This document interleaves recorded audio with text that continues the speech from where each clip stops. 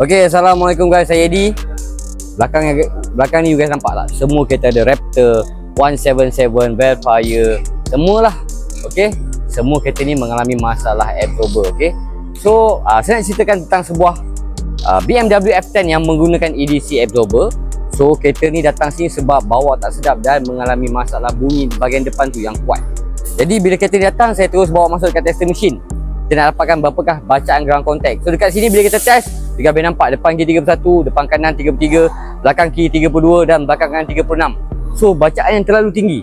Jadi dengan bacaan macam tu, saya terus juga masuk dekat mesin untuk cek bunyi. So dekat sini guys boleh nampak bunyi di bahagian depan, di bahagian lower arm dan di bahagian control arm dia dah berbunyi teruk. Jadi dengan bacaan macam tu, kami terus masuk dekat hoist. Terus saya buka absorber tu dan kita dengan bacaan macam tu, kita test tekan. Memang lembut guys. Jadi bila kita buka absorber, tekan lembut, guys boleh nampak kat sini ada absorber yang dah leaking. Okay, so sementara kita nak refurbish absorber, saya check dekat bawah-bawah semua. So banyak bahagian yang rosak. So dekat sini guys boleh nampak dia punya lower arm, control arm, dia punya absorber link semua dah rosak. Jadi selepas siap je absorber ni, saya terus ambil absorber, saya tekan dulu. Saya nak tengok keras ke lembut. So bila tekan tu memang agak keras guys. Jadi selepas siap semua, kami pun mulakan proses pemasangan.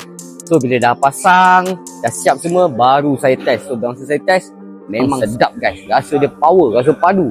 Sebab kekerasan customer boleh request. Nak keras macam mana, nak lembut macam mana.